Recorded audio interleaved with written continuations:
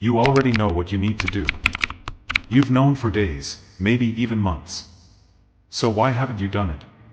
Most people answer that question with one word. I'm lazy. But that's the biggest lie your brain has ever convinced you to believe. Because the task was never the real problem. The moment you think about starting it, your brain quietly attaches an emotion to it. Fear of failing. Fear of not being good enough. Fear of proving to yourself that you're not as capable as you thought. Not fear of other people's judgment. Your own. And your brain treats that feeling like danger. So instead of protecting your future, it protects your emotions. That's why you suddenly feel like checking your phone, cleaning your room, watching one more video.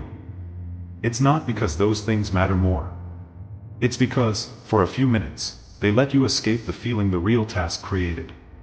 By the end of this video, you'll understand why your brain keeps delaying the life you actually want, and how to break that pattern without relying on willpower. Here's what's happening inside your brain the moment you decide to start something difficult. Your brain doesn't ask, "Will this help my future?" It asks, "Will this hurt me right now?" And surprisingly, it often can't tell the difference between emotional danger and physical danger. To your brain, the fear of failing, the fear of looking stupid, the fear of disappointing yourself, can trigger the same alarm that once protected your ancestors from real threats.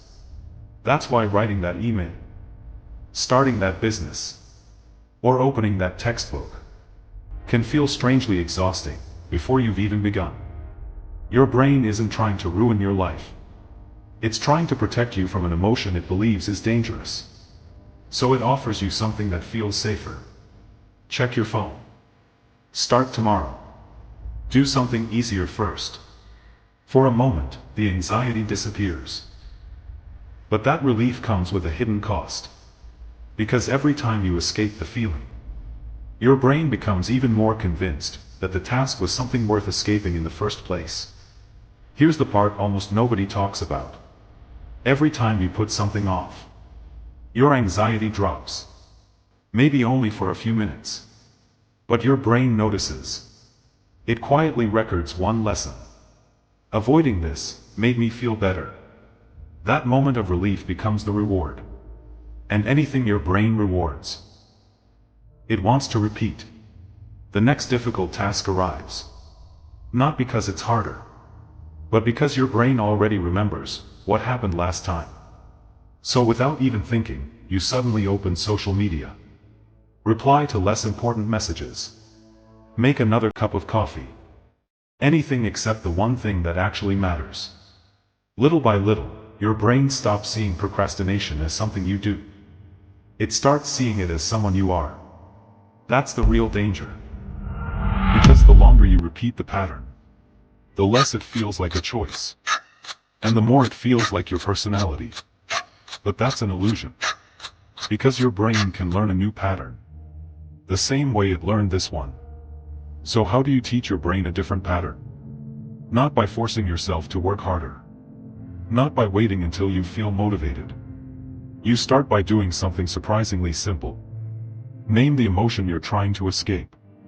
Before you begin the task, pause for a moment and say it.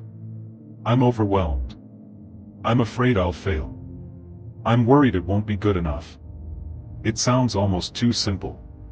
But something remarkable happens when you put an emotion into words.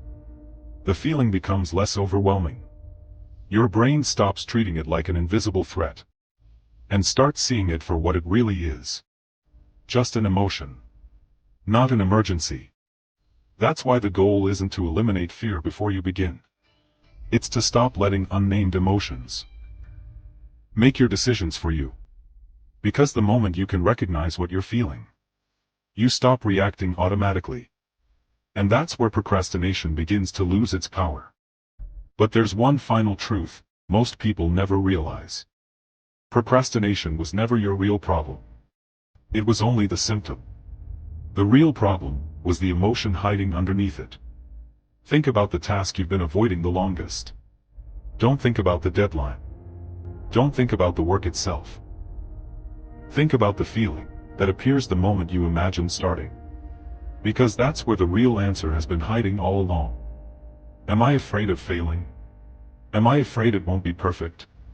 Am I afraid that if I truly try, and still don't succeed, I'll have to change the way I see myself? Because the moment you name the emotion, you stop fighting the task.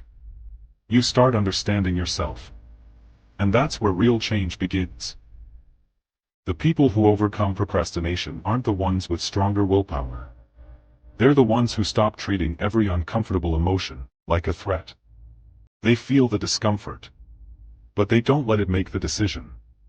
One day, you'll realize something that changes everything. The work was never what scared you.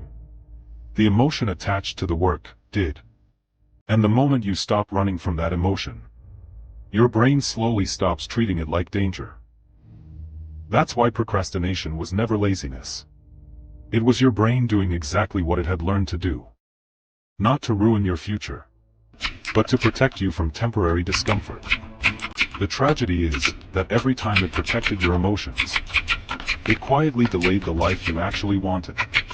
So the next time you catch yourself saying, "I'll do it later," don't ask, "How do I force myself to work?" Ask yourself, "What emotion am I trying to escape right now?"